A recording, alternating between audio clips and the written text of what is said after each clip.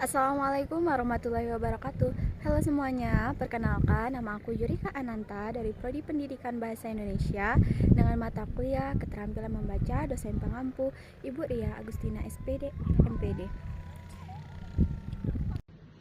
Halo semuanya, sebelum kita melihat video bagaimana pemandangan perkebunan teh Kayuaro yang masih menjadi destinasi wisata favorit pada saat ini, lebih baik kita menyimak bagaimana sih perkembangan sejarah sejak ada perkebunan teh Kayuaro itu. Pada dasarnya, negara Indonesia sejak dahulu sudah mengenal sistem kebun sebagai sistem perekonomian di Indonesia. Sebelum orang barat masuk ke dalam Indonesia, Indonesia manfaatkan hasil perkebunan seperti teh, kopi, tebu, dan juga sawit.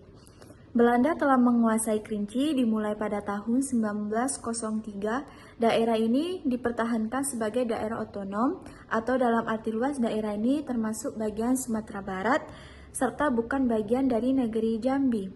Kerinci ditetapkan menjadi wilayah Afdeling tahun 1921 yang termasuk ke dalam Keresidenan Sumatera Barat di mana memiliki 3 daerah, di antaranya adalah Painan, serta Batang Kapas, Balai Selasa, dan Indrapura, dan yang terakhir yaitu Kerinci.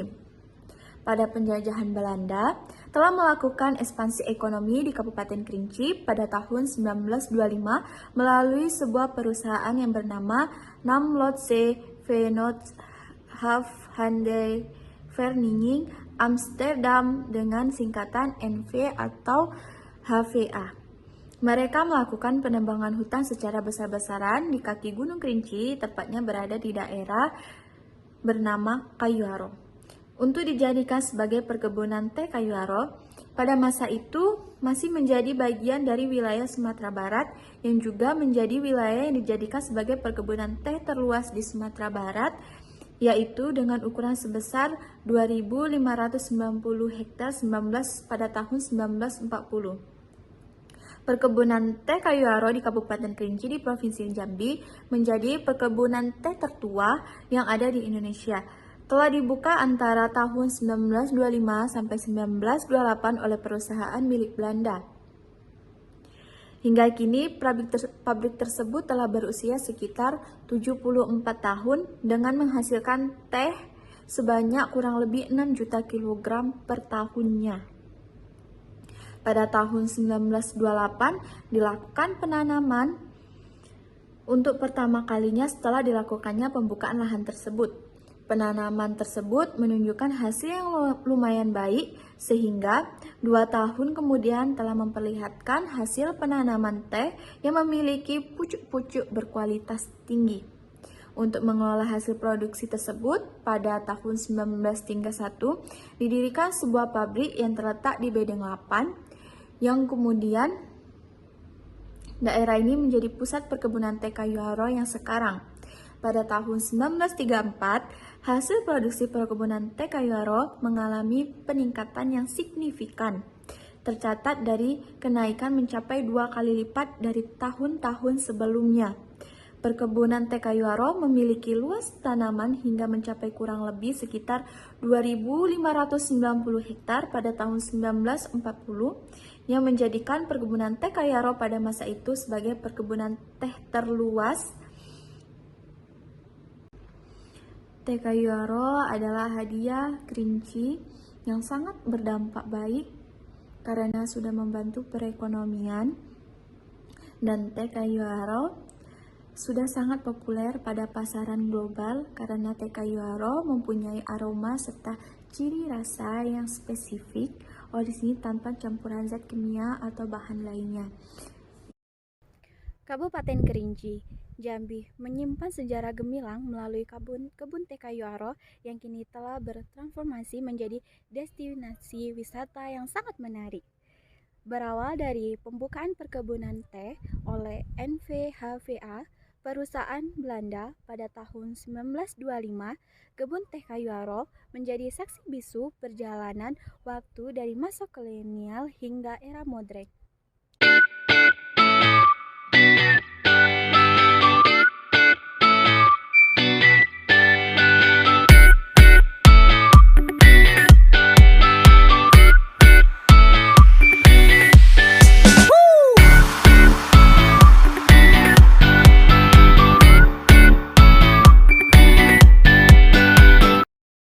Pembukaan perkebunan ini yang dimulai pada awal 1920-an, seiring dengan ekspansi ekonomi Belanda di wilayah Kerinci.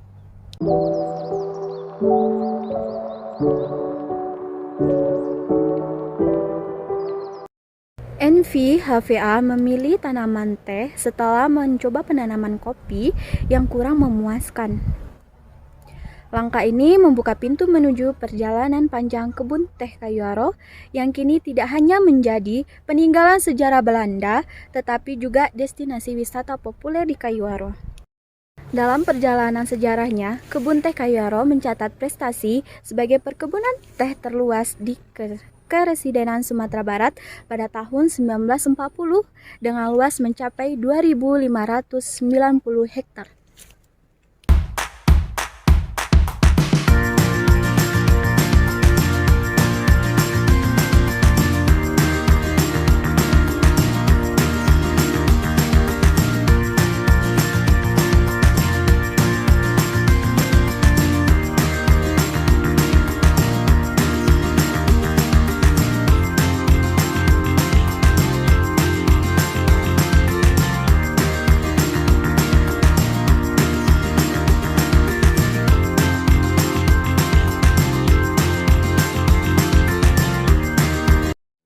Pabrik teh yang dibangun pada tahun 1931 di Bedeng 8 menjadi pusat pengolahan hasil produksi menciptakan kualitas teh terbaik. Selama masa depresi ekonomi dunia, pada tahun 1930, kebun teh Kayuaro tetap stabil berkat kebijakan pemerintah kolonial Belanda yang menjaga harga teh di pasaran dunia hingga saat ini.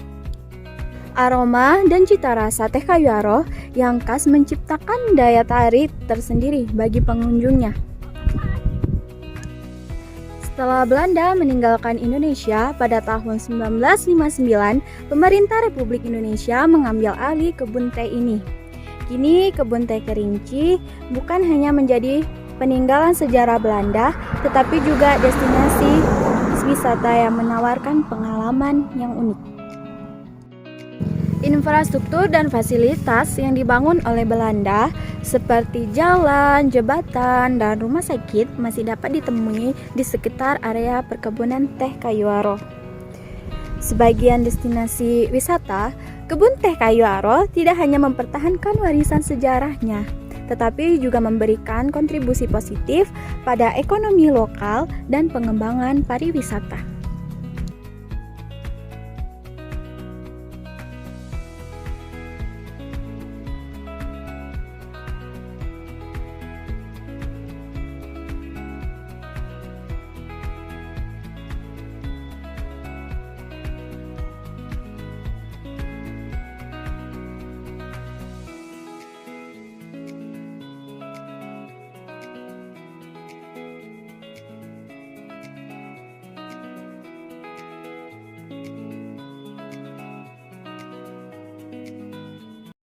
Dengan menggabungkan keindahan alam, nilai sejarah, dan kenyamanan modern, kebun teh Kayuaro menjelma menjadi tempat yang menginspirasi, menarik, dan mendidik bagi para pengunjung.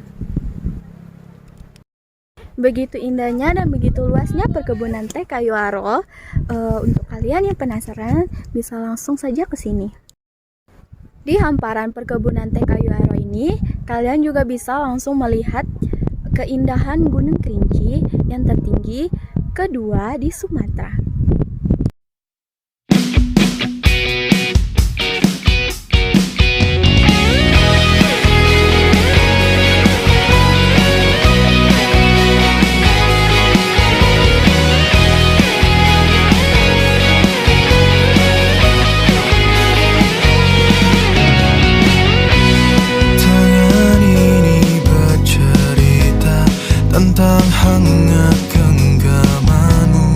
mata pun menjadi saksi betapa tulus pandanganku padamu.